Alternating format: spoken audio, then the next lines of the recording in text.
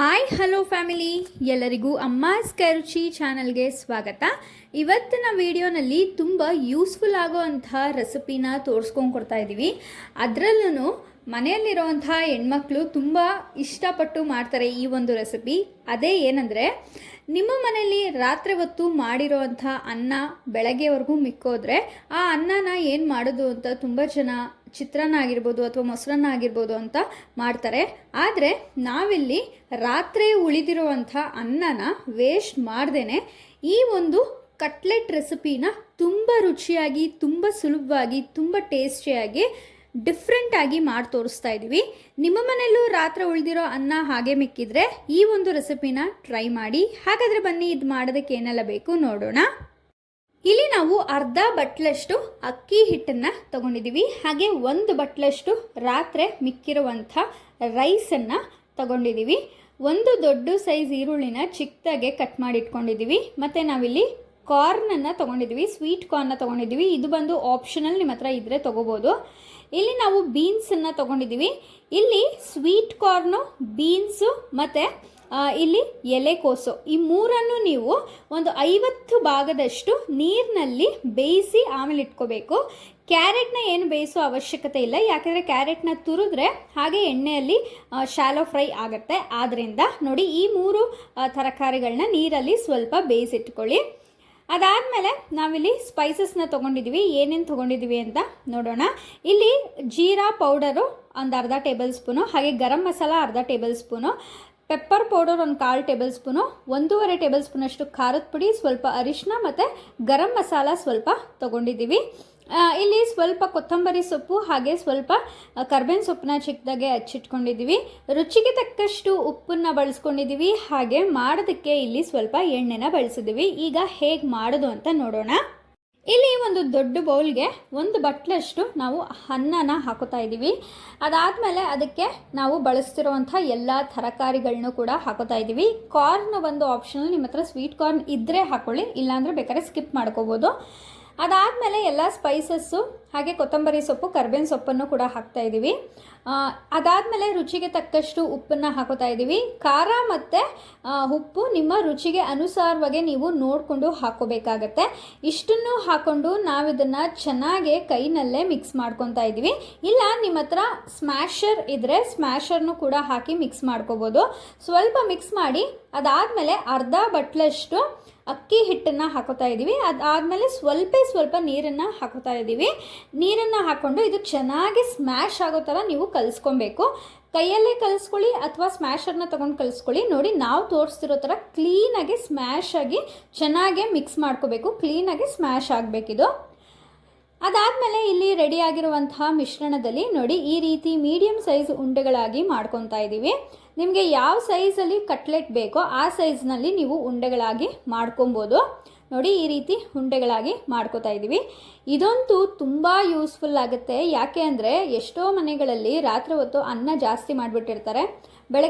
ಬೆಳಗ್ಗೆ ಎದ್ದು ವೇಸ್ಟ್ ಆಗುತ್ತಲ್ಲಪ್ಪ ಅಂತ ಯೋಚನೆ ಮಾಡ್ತಾ ಇರ್ತಾರೆ. ಅಥವಾ ಚಿತ್ರಾನ್ನ, ಮೊಸರನ್ನ ಈ ರೀತಿ ತಿಂದರೆ ಮನೇಲಿ ಅದೇ ತಿನ್ನೋದಕ್ಕೆ ಬೇಜಾರು ಮಾಡ್ಕೋತಾರೆ. ಅಂಥ ಟೈಮ್ನಲ್ಲಿ ಈ ರೀತಿ ಸ್ಪೈಸಿಯಾಗಿರೋ ಸ್ನ್ಯಾಕ್ಸ್ ರೆಸಿಪಿನ ಮಾಡ್ಕೊಕೊಡಿ. ನೋಡಿ, ಈ ರೀತಿ ಉಂಡೆಗಳಾಗಿ ಮಾಡಿ ರೆಡಿ ಮಾಡಿ ಇಟ್ಕೊಂಡಿದ್ದೀವಿ. ಎಲ್ಲ ಮಿಶ್ರಣದಲ್ಲೂ ಎಷ್ಟು ಉಂಡೆಗಳಾಗುತ್ತೋ ಅಷ್ಟು ಉಂಡೆಗಳಾಗಿ ನೀವು ಮಾಡಿಟ್ಕೊಳ್ಳಿ. ಅದಾದಮೇಲೆ ಒಂದು ಪ್ಯಾನ್ಗೆ ನಾವಿಲ್ಲಿ ಡೀಪ್ ಫ್ರೈ ಮಾಡೋ ಅಷ್ಟು ಅಲ್ಲ, ತವಾ ಫ್ರೈ ಅಂದರೆ ಶಾಲೋ ಫ್ರೈ ಮಾಡುವಷ್ಟು ಎಣ್ಣೆನ ಹಾಕ್ಕೊಂಡಿದ್ದೀವಿ. ಇಲ್ಲಿ ಒಂದು 5-6 ಟೇಬಲ್ ಸ್ಪೂನಷ್ಟು ಎಣ್ಣೆನ ನಾವು ಹಾಕ್ಕೊಂಡಿದ್ದೀವಿ. ಅದಾದಮೇಲೆ ಎಣ್ಣೆ ಸ್ವಲ್ಪ ಬಿಸಿ ಆದಮೇಲೆ ಇಲ್ಲಿ ನಾವು ಉಂಡೆಗಳಾಗಿ ಮಾಡಿಟ್ಕೊಂಡಿದ್ವಲ್ಲ ಅದನ್ನು ವಡೆ ಆಕಾರದಲ್ಲಿ ತಟ್ಟಿಟ್ಕೊಂಡಿದ್ದೀವಿ. ವಡೆ ಆಕಾರದಲ್ಲಿ ತಟ್ಟಿ ನಾವು ಎಣ್ಣೆಗೆ ಹಾಕಬೇಕಾಗತ್ತೆ.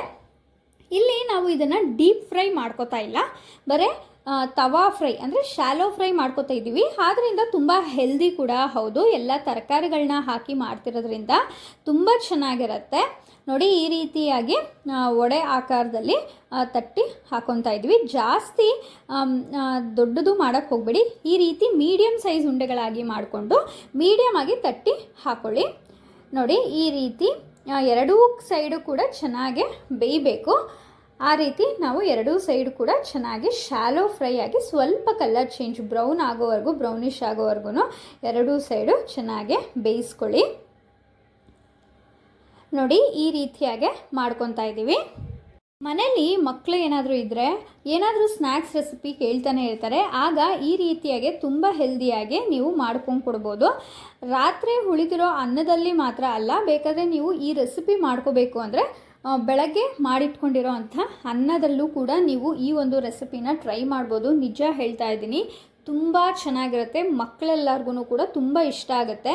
ಇದು ರಾತ್ರಿ ಉಳಿದಿರೋ ಅನ್ನದಲ್ಲಿ ಮಾಡಿರುವಂಥ ರೆಸಿಪಿ ಅಂತ ಖಂಡಿತವಾಗ್ಲೂ ಗೊತ್ತಾಗಲ್ಲ, ಅಷ್ಟು ರುಚಿಯಾಗಿರುತ್ತೆ.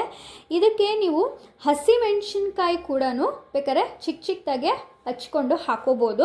ಮಕ್ಳಿಗೆ ಏನಾದರೂ ಕೊಡ್ತಿದ್ರೆ ಹಸಿಮೆಣ್ಸಿನ್ಕಾಯಿನ ನೀವು ಸ್ಕಿಪ್ ಮಾಡ್ಕೊಳ್ಳಿ. ದೊಡ್ಡವ್ರು ಏನಾದರೂ ತಿನ್ನಬೇಕು ಅಂದರೆ ಹಸಿಮೆಣ್ಸಿನ್ಕಾಯಿನ ನೀವು ಹಾಕ್ಕೊಳ್ಳಿ, ರುಚಿ ತುಂಬ ಚೆನ್ನಾಗಿರುತ್ತೆ. ಇನ್ನೂ ಕೂಡ ನಾವಿಲ್ಲಿ ಹಸಿಮೆಣ್ಸಿನ್ಕಾಯಿ ಬಳಸಿಲ್ಲ, ಆದ್ದರಿಂದ ನಾವು ನಿಮಗೆ ಹೇಳ್ತಾ ಇದ್ದೀವಿ. ನೋಡಿ, ಇದೇ ಥರನೇ ಮಿಕ್ಕಿರೋ ಅಂಥ ಉಂಡೆಗಳಲ್ಲೂ ಕೂಡ ಈ ರೀತಿಯಾಗಿ ನಾವು ತಟ್ಟಿಟ್ಕೊಂಡು ಎಣ್ಣೆಯಲ್ಲಿ ಎರಡೂ ಸೈಡು ಕೂಡ ಚೆನ್ನಾಗಿ ಶಾಲೋ ಫ್ರೈ ಮಾಡ್ಕೊತಾ ಇದ್ದೀವಿ. ನೋಡಿ, ಈ ರೀತಿಯಾಗಿ ಎರಡೂ ಸೈಡ್ ಕೂಡ ಕ್ಲೀನಾಗೆ ಚೆನ್ನಾಗಿ ಶಾಲೋ ಫ್ರೈ ಆಗ್ತಿದೆ, ನೋಡ್ತಾ ಇರ್ಬೋದು. ನೋಡಿದ್ರಲ್ಲ ಎಷ್ಟು ತುಂಬ ಸಿಂಪಲ್ಲಾಗಿ ಹಾಗೆ ತುಂಬ ಯೂಸ್ಫುಲ್ಲಾಗಿ ರಾತ್ರಿ ಮಿಕ್ಕಿರೋ ಅಂಥ ಆ ಅನ್ನನ ವೇಸ್ಟ್ ಮಾಡ್ದೇ ಅದನ್ನು ಹೇಗೆ ಆಲ್ಟರ್ನೇಟಿವ್ ಆಗಿ ತುಂಬ ಸ್ಪೈಸಿಯಾಗಿ ಟೇಸ್ಟಿಯಾಗಿ ಡಿಫ್ರೆಂಟಾಗಿರುವಂಥ ರೈಸ್ ಕಟ್ಲೆಟ್ ರೆಸಿಪಿನ ಹೇಗೆ ರೆಡಿ ಮಾಡಿದ್ದೀವಿ ಅಂತ. ಇದನ್ನು ನೀವು ಕೆಚಪ್ ಜೊತೆಗೆ ಸರ್ವ್ ಮಾಡ್ಬೋದು. ಮಕ್ಕಳಿಂದ ಹಿಡಿದು ದೊಡ್ಡವ್ರ ತಕ್ಕನೂ ಕೂಡ ತುಂಬ ಇಷ್ಟಪಟ್ಟು ತಿಂತಾರೆ. ತುಂಬ ಮೈಲ್ಡಾಗಿ ತುಂಬ ಟೇಸ್ಟಿಯಾಗಿರುತ್ತೆ ಈ ಒಂದು ರೆಸಿಪಿ. ಆಚೆಗಡೆಯಿಂದ ಕ್ರಿಸ್ಪಿಯಾಗಿ ಒಳಗಡೆ ತುಂಬ ಸಾಫ್ಟಾಗಿರುತ್ತೆ. ಒಂದ್ಸಲ ಈ ಒಂದು ರೆಸಿಪಿನ ನಿಮ್ಮ ಮನೇಲಿ ಟ್ರೈ ಮಾಡಿ ನೋಡಿ. ರೆಸಿಪಿ ಹೇಗೆ ಬಂತು ಅಂತ ಅವ್ರ ಬಾಯಿನಲ್ಲೇ ಕೇಳಿ, ಆವಾಗ ನಿಮಗೆ ಆ ಟೇಸ್ಟು ಗೊತ್ತಾಗುತ್ತೆ ಅಂತ ಹೇಳ್ತೀನಿ. ಈ ಒಂದು ಸಖತ್ತಾಗಿರುವಂಥ ರೆಸಿಪಿನ ನೀವು ಕೂಡ ನಿಮ್ಮ ಮನೇಲಿ ಟ್ರೈ ಮಾಡಿ. ಹಾಗೆ ರೆಸಿಪಿ ಹೇಗೆ ಬಂತು ಅಂತ ನಮಗೆ ಕಮೆಂಟ್ ಮೂಲಕ ತಿಳಿಸಿ. ನಿಮ್ಮ ಫ್ರೆಂಡ್ಸ್ ಆ್ಯಂಡ್ ಫ್ಯಾಮಿಲಿಗೂ ಅಥವಾ ಯಾರೆಲ್ಲ ರಾತ್ರಿ ಮಿಕ್ಕಿರುವಂಥ ಅನ್ನನ ವೇಸ್ಟ್ ಮಾಡ್ತಾರೆ ಅಂಥವ್ರಿಗೆ ಈ ಒಂದು ರೆಸಿಪಿನ ಶೇರ್ ಮಾಡಿ, ಅವ್ರಿಗೂ ಕೂಡ ತುಂಬ ಹೆಲ್ಪ್ಫುಲ್ ಆಗುತ್ತೆ ಅಂತ ಹೇಳ್ತಾ ಈ ವಿಡಿಯೋನ ಕೊನೆಯವರೆಗೂ ನೋಡಿದ್ದಕ್ಕಾಗಿ ಎಲ್ಲರಿಗೂ ಧನ್ಯವಾದಗಳು.